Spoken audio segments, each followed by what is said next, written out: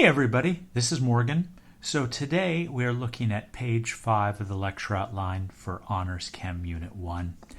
And we're going to be talking a lot about scientific notation and how to use it. Now, here are two terms you've probably not heard before. The mantissa and exponent. In scientific notation, the mantissa is the number that comes up front. It is going to be between 1 and 10, but not equal to 10. It can never get that big, okay? And what this is going to represent for us is the actual measurement of what we are dealing with, okay? Now, the exponent is just a power of 10. Okay, and all that's telling us is the magnitude of the number that we are dealing with, whether it's very large or very small. Okay, so you've probably seen this in your algebra classes. 700 converted into scientific notation. We go 2 places over, and that gives us the number 7, which is between 1 and 10. So we have 7 times 10 to the, and since we moved over 2 places there, it's going to be squared, or 7 times 10 to the second, or 7 times 10 squared, however you wish to say it. That is 700. Okay? At the end here, we have an implied decimal point, and that is where we're going to be counting from. Now, 1, 2, 3 gives us 7.1. That number's between 1 and 10. That tells us when we want to stop moving and counting decimals, when we get a number that's between 1 and 10. 7.1 times 10 to the third. Hopefully you're noticing that when these are positive powers of 10, we're dealing with large numbers. Now this time we count the other way. 1, 2, 3. That gives us 7, which is between 1 and 10. Times 10 to the negative 3. And it is negative 3 this time because our counting went to the right. Okay? I'm hoping you recognize that as a number less than 1. So we'll have negative exponents when we're dealing with numbers that are less than 1. 1, 2, 3, 4. That gives us 7.6. Now, very important. I'm going to write that as 7.60. And the reason for that is because this 0 is a significant digit, okay? And any numbers that are significant digits over here need to end up into the mantissa. So 7.60 times 10 to the, and we moved over 4 places, so that's negative 4. Here we go, 1, 2, 3, 4, 5, 6, 7, 8 places over, gives us 9.63. times 10 to the 8th. Okay? There you go. All right. So, now let's do a little bit of arithmetic and express our answers with scientific notation, okay, if necessary, with the correct number of significant figures, okay? All of the stuff that you're going to be expected to be able to do in this class. So, I have a calculator here. I've got 25.25 plus 35.373, and that gives me 60.623. So when I add these together, 60.623. This goes 2 places after the decimal. This goes 3 places after the decimal. My answer is going to be limited to the fewer, which is 2 places after, 60.62, approximately 60.62.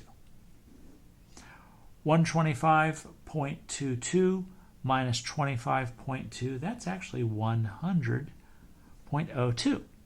However, the 25.2 only goes 1 place after the decimal, so my answer is approximately 100.0.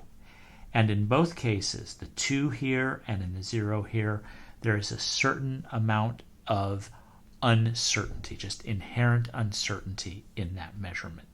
Okay? All right. When we do addition and subtraction, I hope that you're spotting that I like to line that decimal point up. Okay? And that makes it much easier to work with. Okay. Multiplication and division. Let's let the calculator do some work. 23.0 times 52.25, and I get 1201.75. Not very good. That's got like 6 sig figs, and this has got 3, and that's got 4, so my answer is limited to 3. This is a challenging number to deal with, how to round that off and express it with the correct number of sig figs. If I just, go 1202, that's got 4 sig figs, it's too many. I can't write 120. That's changing this by a factor of 10. Ooh, that would be bad. So what I'm going to end up doing here is putting it into scientific notation. 1.20 times 10 to the third. That's a good way to do that. It's a good use of scientific notation. All right, so when I take 562 divided by 63, 8.92064. I got a lot of numbers there. 8.92063, yada, yada, yada. Okay, so 3 sig figs divided by 2 sig figs. My answer can have 2. That's going to be 8.9. All right. You're going to get a lot of calculator practice, don't worry. So next, when we're actually doing this with scientific notation. Now, I'm going to show you how to do it kind of the old school way without the calculator. All of this can happen with the calculator. We'll go back and look at each of these when we're done and see how we get the exact same number. So the first thing when I'm doing multiplication is I'm going to multiply the Mantissas. What's 2 times 3? That's 6. Okay? And 3 sig figs for both means 6.00.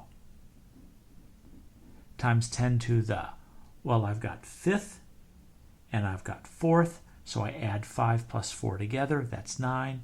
6.00 times 10 to the 9th. Okay? Division this time. Do the same things. 6.0 divided by 2.0. Let's write it. 6.0 divided by 2.0. That equals 3.0. So now I'm going to have 3.0 times 10 to the, now here's a 4 and that's a 1. Since it is division, I subtract my exponents.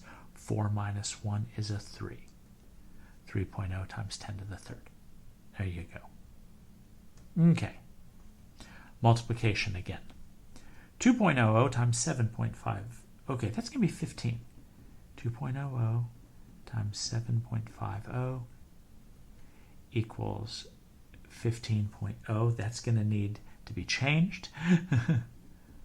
Times 10 to the 3 and 5 added together makes 8. Now the problem here is that the number up front, which we call the Mantissa, is larger than 10. It cannot equal 10 or be above it.